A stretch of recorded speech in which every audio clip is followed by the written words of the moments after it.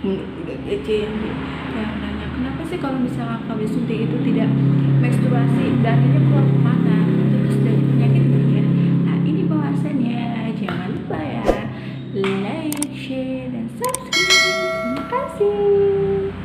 Di sini akan sedikit menceritakan apa sih itu KB. KB di sini itu ada dua jenis. Yang pertama KB hormonal dan non hormonal. Di mana KB non hormonal salah satunya itu adalah kondom dan spiral. Itu tidak mengandung hormon. Yang kedua itu yaitu KB hormonal. Di mana KB hormonal salah satu contohnya KB suntik yang nanti tema aku hari ini. Yang kedua itu atau implan. Yang ketiga itu adalah pil. Itu salah satu contoh dari KB hormonal. Kita lanjut ke pembahasannya. KB suntik hormonal atau KB suntik itulah cara pengulangannya atau yang dilakukan setiap 3 bulan sekali. Ya, ini yang biasanya banyak banget para ibu-ibu yang nanya, kenapa sih kalau penggunaan KB kita itu tidak itu kenapa? Dan bahaya nggak ya? Itu kan pasti banyak banget itu cerita. Padahal kadang kita udah jelasin sebagai tenaga kesehatan, kadang ibu-ibu juga lupa. Ya, efek samping dari KB suntik sendiri itu salah satunya yang pertama, saya salah satunya aja ya. Yang pertama adalah perubahan dari siklus menstruasi. Ada yang siklus menstruasinya jadinya lebih panjang, ada yang lebih pendek. Kalau lebih panjang maksudnya lebih lama, biasa ada yang sampai 2 minggu, ada yang lebih pendek biasanya seminggu jadi 2 hari, ada yang sama sekali tidak menstruasi. Itu juga ada. Itu adalah faktor dari efek sampingnya. Yang kedua itu adalah kenaikan berat badan. Kenaikan berat badan sebenarnya hanya 1-2 kg. Tapi ada kalau misalkan pasien itu kenaikan berat badannya itu drastis, itu ada. Itu juga bisa dari pola makanannya dan dari keturunan juga. Lanjut ke pembahasannya, aman gak sih sebenarnya penggunaan KB suntik 3 bulan atau KB suntik hormonal itu gak pernah dapat selama kita menggunakannya. Terus itu darahnya larinya kemana? Terus nanti jadi penyakit gak ya? Pasti itu banyak pertanyaan banget dari ibu-ibu ya. Apalagi KB suntik tersebut adalah salah satu jenis KB yang dominan dan sering pakai di masyarakat. Jadi begini ya bunda-bunda kece atau ibu-ibu yang masih penasaran.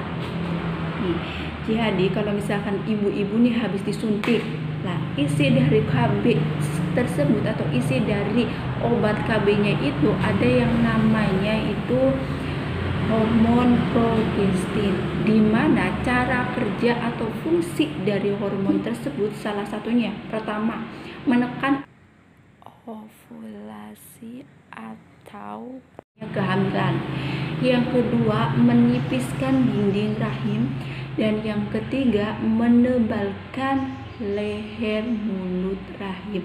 Jadi kalau misalkan menipiskan dinding rahim bukan berarti dindingnya jadi tipis nanti rapuh dong, bukan ya, bukan berpikiran begitu.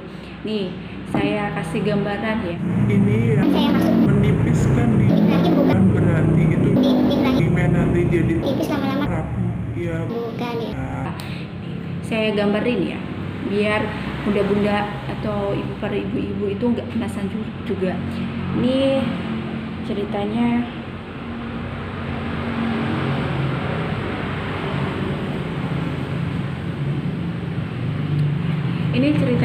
bentuk rahim ya, bentuk rahim kita seperti ini.